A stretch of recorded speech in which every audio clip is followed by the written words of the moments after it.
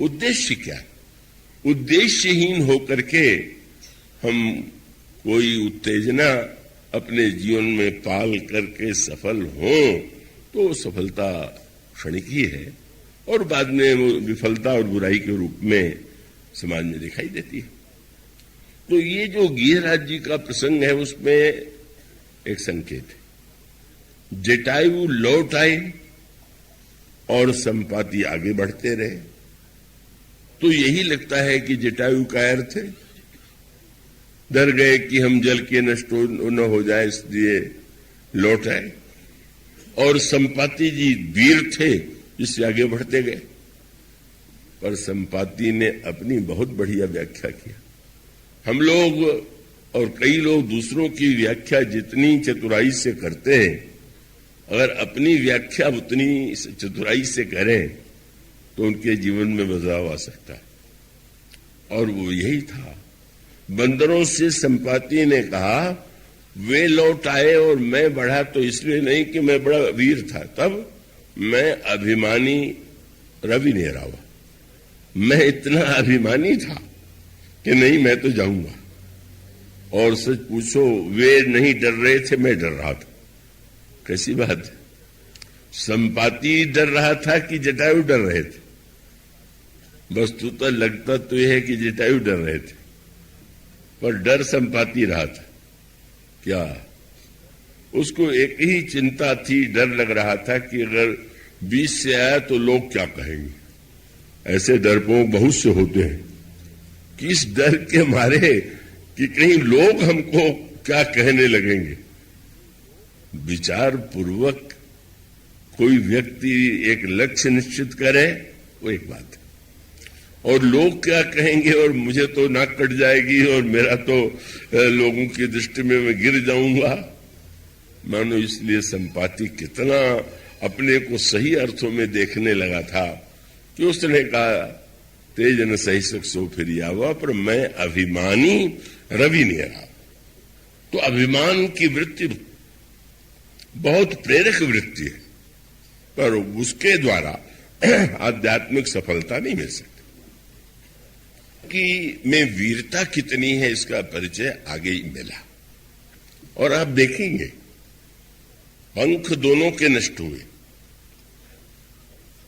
जटायु का और संपाति का।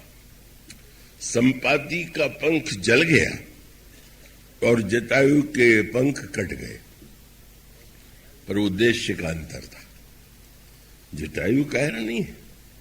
भगवान श्री राम अपनी यात्रा में जब अयोध्या चित्रकूट के बाद दंडकारण्य में जाते हैं, उस समय गीध को प्रभु ने पिता के समान सम्मान दिया, उन्हें महत्व दिया और अत्यंत प्रेम से प्रभु ने उनका सम्मान दिया, सत्कार दिया।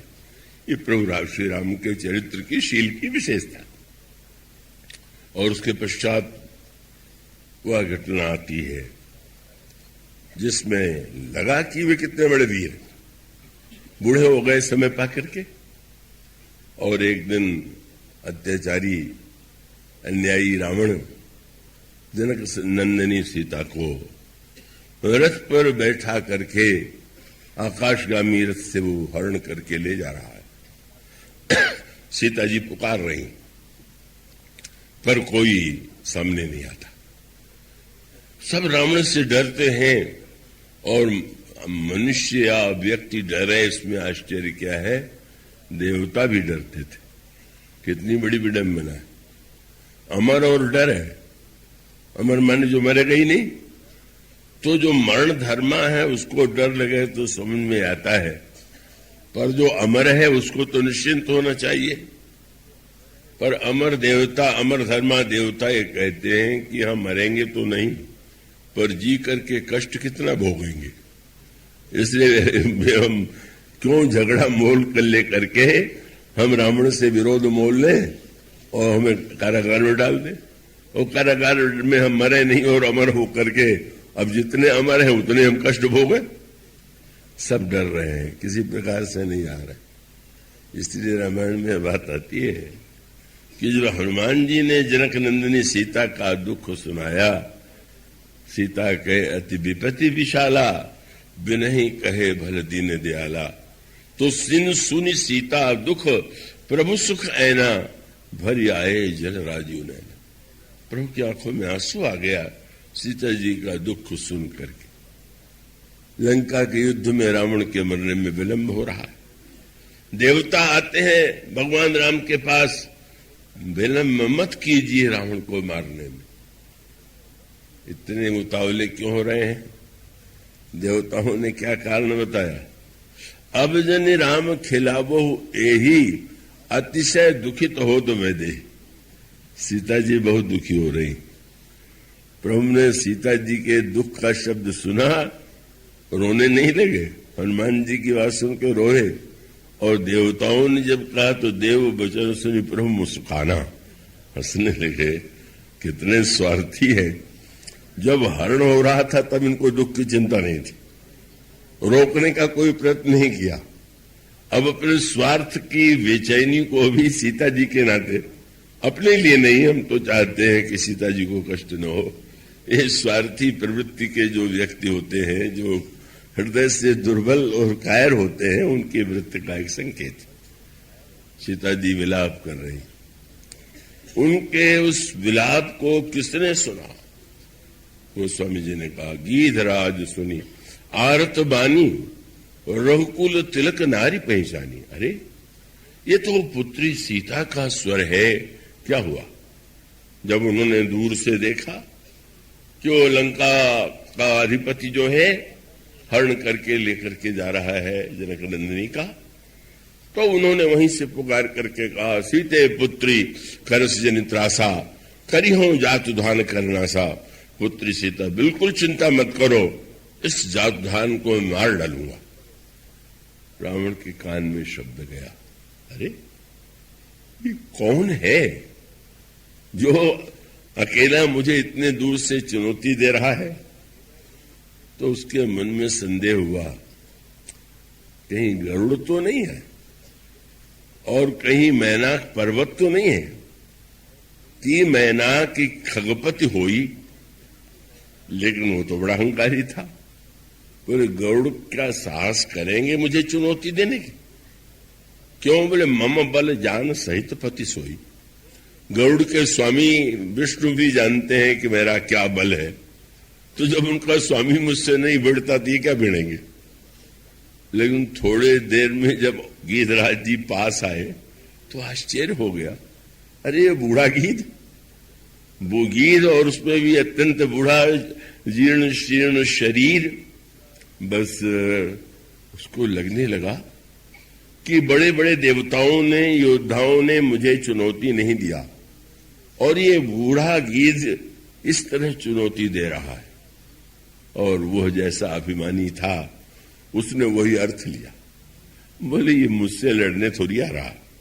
तब बोले जब बहुत वृद्ध हो जाते हैं तो लोग तीर्थ में मरने के लिए जाते हैं, तो इस बूढ़े ने भी सोचा होगा कि किसी तीर्थ में प्राण छोड़ना अच्छा है, और उनको इसको लगा होगा कि रावण की भुजा के तीर्थ में मरना बहुत अच्छा है।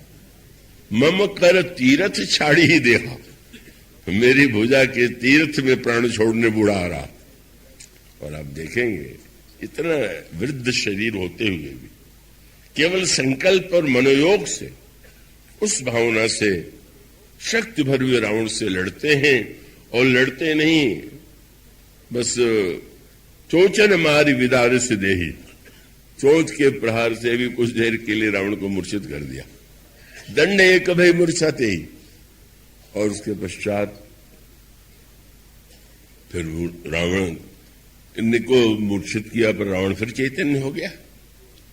फिर रावण ने क्रोध में आकर के जटायु जी का पंख काट दिया। वे लड़ने के लिए प्रस्तुत थे, पंख काट दिया और पृथ्वी पर गिर पड़े।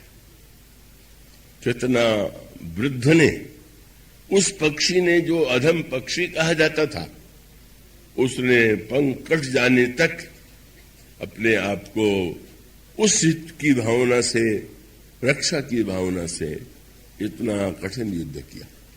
रावण हरण करके ले जाता है और उसके पश्चात भगवान राम जनक नंदिनी को खोजते हुए आते हैं। गोस्वामी जी ने गीतावली रामायण में बताया कि गिरिराज के हृदय में कितनी ऊंची भावना थी। मृत्यु से वे नहीं डरते थे। मृत्यु से अगर डरते होते तो वो रावण को चुनौती क्यों देते? और अब भी वे मरना नहीं चाहते। प्राण जो है शरीर को छोड़ना चाहते। शरीर में बड़ा कष्ट होता है तो प्राण भी व्याकुल होकर के उस शरीर को छोड़ दे। तो मानो गिरिराज का प्राण शरीर से निकलना चाहता है, लेकिन गिरिराज जी अपने प्राणों को फटकार रहे। तुलसीदास जी का ग्रंथ जो गीतावली रामायण में, उसमें गोस्वामी जी कहते, अरे पापी प्राण, तुम्हें जीवित रहना है। कब तक? श्री राम आ जाएं और वो संदेश हम दे दें कि रावण हरण करके दक्षिण दिशा में ले गया है, तब तक कितना भी कष्ट क्यों न हो, मरने का संकल्प बिल्कुल छोड़ दो। और गीतावली रामायण में गोस्वामी जी लिखते हैं, गिरिराज जी ने कहा, चाहत चलन प्राण पामर, बिनु सिय सुधि प्रभु ही सुनाए। सोचने लगे क्या करें, तो उनके हृदय में तो बड़ी भावुकता भी थी कि जब भगवान राम आए तो देखा गिरिराज जी की मृत्यु नहीं हुई। और गिरिराज जी उस समय एक ध्यान में डूबे हुए। किस ध्यान में? क्या गोस्वामी जी ने कहा, आगे परा गीधपति देखा, सुमिरत राम चरण की रेखा। लोग भगवान के मुख का ध्यान करते हैं, भुजा का, चरण का, पर गिरिराज जी प्रभु के चरण की रेखाओं का ध्यान कर रहे। क्या भावना थी उन्हें? यह ज्ञात हो चुका था कि हरण इसीलिए हुआ कि लक्ष्मण जी ने रेखा खींच दिया और उस रेखा को रावण पार करने में समर्थ नहीं था और बाहर निकलने से हरण हुआ। उन्हें जब लक्ष्मण की रेखा में ये चमत्कार है, तो मैं भी अपने प्राणों की चारों ओर प्रभु के चरणों की रेखा का चिंतन करूं और उसमें इतना तन्मय हो जाऊं कि यमराज काल जो है मेरे प्राणों को न ले जा सके। ऐसी भावना और व्याकुल है, शरीर में पीड़ा हो रही है। और उसी समय भगवान श्री राम का वहां आगमन होता है। रावण के अभिमान का, विवेक का वह प्रतीक, वह समझता था मेरे भुजा के तीर्थ में प्राण छोड़ने वाले हैं, पर वो तो प्रभु की जो भुजा का तीर्थ है, आज प्रभु ने गोद में उठा लिया। धूल आप अपने जटाओं से उन्हें सहलाते हैं, धूल झाड़ते हैं, और प्रभु ने जब उनका स्पर्श किया तो कर सरोज सिर पर से कृपा सिंधु रघुवीर, देख राम छविधाम मुख विगत भई सब पीर। प्रभु का दर्शन होते ही सारी पीड़ा समाप्त हो गई और प्रभु को बता दिया, नाथ दशानन यह गति कीन्ही, तई खल जनक सुता हरि लीन्ही।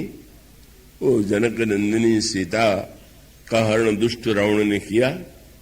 प्रभु बड़े व्याकुल हो गए। आप मेरी सेवा करने के लिए आप में कैसी रक्षा की भावना थी कि आपने अपने शरीर और प्राण की आहुति दे दिया।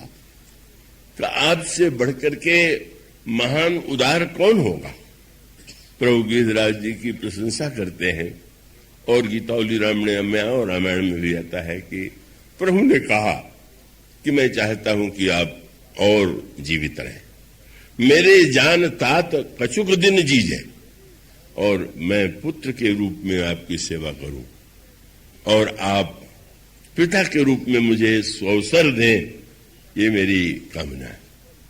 भगवान कहते हैं कि आप जीवित रहिए। रामचरितमानस में भी यही बात आती है, पर गिरिराज जी के मन में तो दूसरी बात थी कि जिसमें गिद्ध से प्रभु ने कहा कि तुम तो राम कहा तन राखो प्राणा, तो उसमें गोस्वामी जी ने कहा एक नई बात हो गई। गिद्धराज को देख करके भगवान रोने लगे और गिद्ध ने जो उत्तर दिया, गोस्वामी जी कहते हैं कि मुख मुस्काए कही ते बात। मुस्कुराते हुए गिद्ध ने भगवान राम को उत्तर दिया, ईश्वर रो रहा है और जिसके शरीर में इतना कष्ट हुआ वो मुस्कुरा रहा है। ऐसे दिन पूछने लगे, गिद्ध भी हंसता है क्या? हमने तो किसी गिद्ध को हंसते नहीं देखा। मानो आप रामायण को उस स्तर पर मत पढ़िए कि आप उसको उस अर्थों में ग्रहण करिए। इसका संकेत तो जैसा मैंने कहा, उस हंसी में मानो गिद्धराज की आनंद की वृत्ति। अभी तो प्राण रक्षा के लिए व्यग्र थे, पर अब उन्होंने भगवान श्री राम से कहा कि महाराज मैं नहीं चाहता कि मैं जीवित रहूं। क्यों? बोले, जाकर नाम मरत मुख आवा, अधमऊ मुकुट होई श्रुति गावा, सो लोचन गोचर मम आगे, राखऊं देह नाथ के ही खांगे। महाराज मेरे मरबे समन चार फल होई तो क्यों न कही जाए। प्रभु जिस समय गिद्धराज के सामने नतमस्तक होते उस समय प्रभु ने एक वाक्य कहा। उन्होंने कहा, मेरे विषय में प्रसिद्ध है कि मैं सबको सदगति देता हूं, पर आपको जो लोग कहें कि श्री राम ने गति दिया तो बिल्कुल सही नहीं। अन्यों को भले ही मैंने गति दिया हो, पर जल भरी नयन कहत रहुराई, तात कर्म निजते गति पाई। आपने अपने कर्म के द्वारा गति पाई है, मेरी कोई उदारता नहीं। क्या कर्म? बोले, परहित बस, यही बात है। जिनके मन माही तिन कह जग दुर्लभ को सुनाए। जिनके जीवन में परहित की वृत्ति होती है, इसका अभिप्राय कि गिद्धराज न उस जाति के हैं न उस परिवार के हैं, कोई उस नाते से स्व का संबंध नहीं होता। लेकिन प्रभु यही कहते हैं कि सत्य तो यह है कि जिनके जीवन में परहित की भावना है, वो संसार में कुछ उनके लिए दुर्लभ है ही नहीं। प्रभु कहते हैं कि आपने जो परहित के लिए इतना बड़ा त्याग किया, वो आपको उसका जो परिणाम मिल रहा है वो दया नहीं है मेरी, पुरस्कार नहीं है, वो तो आपके परहित की वृत्ति का परिणाम। और इसलिए बस ये सूत्रों महत्व का कथा जिस दिन प्रारंभ हुई थी, उस समय परहित की प्रशंसा काम ने किया था। परहित के लिए उसने भी कह दिया कि ठीक है, शंकर जी में के ऊपर मैं प्रहार करूंगा तो मेरी मृत्यु अवश्य होगी। शिव विरोध ध्रुव मरण हमारा, पर उसने कहा मैं अवश्य मृत्यु को स्वीकार करूंगा। क्यों? बोले, परहित लागी तजई जो देही, संतत संत प्रशंसा ही थे। और गिद्धराज ने स्वयं नहीं कहा कि मैंने परहित किया, वो भावना तो उनमें है ही नहीं। जब उन्होंने कहा तो प्रभु ने कहा, जिनके जीवन में परहित है उन्हें कुछ दुर्लभ नहीं। आपने ध्यान दिया, काम ने परहित के लिए शरीर छोड़ा तो अगले जन्म में भगवान कृष्ण के पुत्र बने, और गिद्धराज जी ने शरीर छोड़ा तो प्रभु ने उनको पिता माना। भगवान कहते हैं परहित करने वाला ही मेरा पिता है और परहित करने वाला ही मेरा पुत्र है। जो मेरा उससे नाता जोड़ना चाहता है, दोनों ही नाते प्रभु ने परहित करने वाले से ही जोड़ा।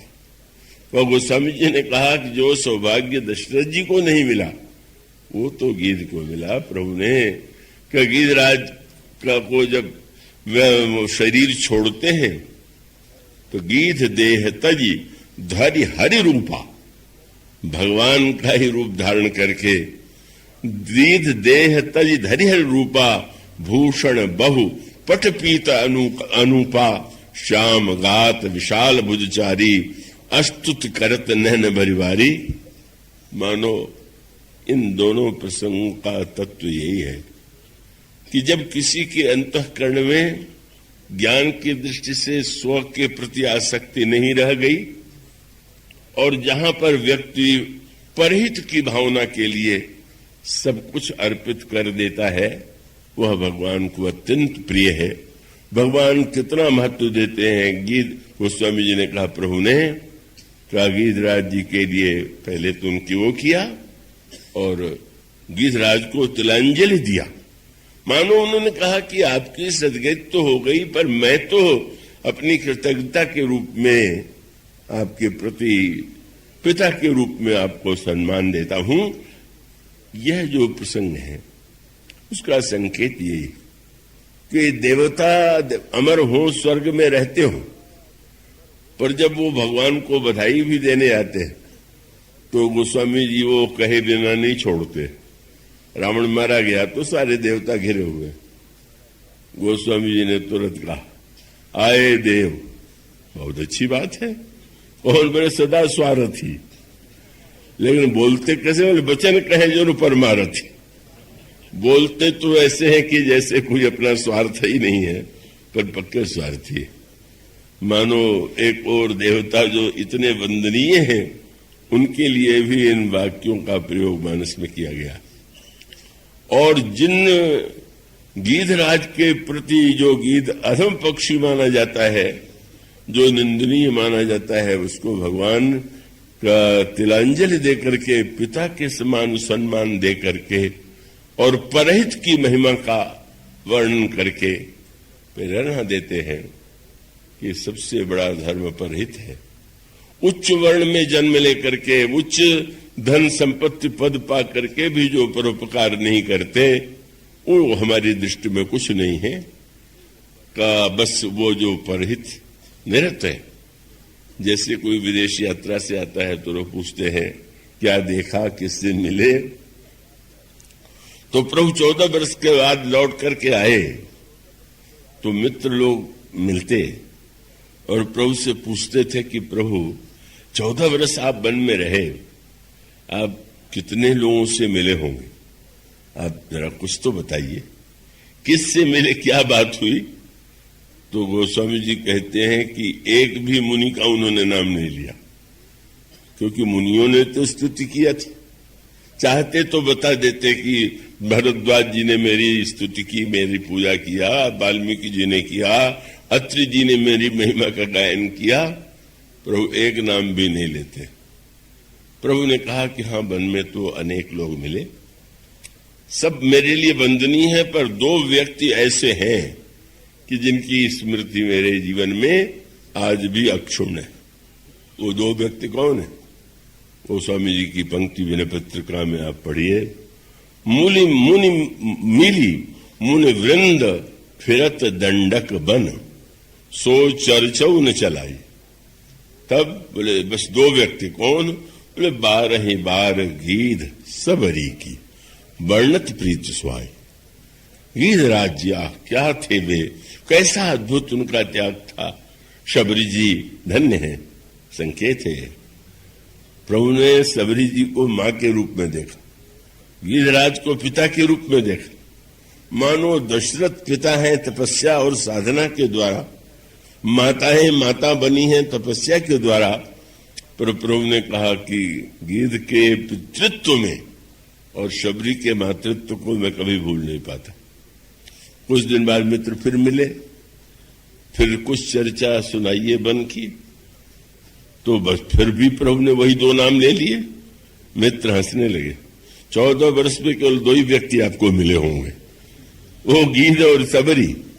पर गोस्वामी जी कहते हैं कि प्रभु को क्या लगता है कि सचमुच सब लोग भगवान से फल मांगते हैं, पर शबरी ने भगवान को फल दे करके उनकी भूख मिटाया। और सब लोग भगवान से चाहते हैं हम वृद्ध न हो, हमारी मृत्यु न हो, हम अमर हो जाएं, पर जिसने भगवान के लिए अपना शरीर सीता जी की रक्षा में अर्पित कर दिया, प्रभु कहते हैं कि उनसे बढ़ करके महान चरित्र वाला कौन होगा। इसलिए सचमुच प्रभु ने जब श्री भरत से ये कहा कि भरत, संत के अनेक लक्षण हैं, पर सबसे अंत में संत का सबसे बड़ा लक्षण यही है कि वो बस परहित में निरंतर संलग्न रहता है। और धर्म की दृष्टि से भी सर्वश्रेष्ठ धर्म जो है वो परहित सरिस धर्म नहीं भाई, पर पीड़ा सम नहीं अधमाई।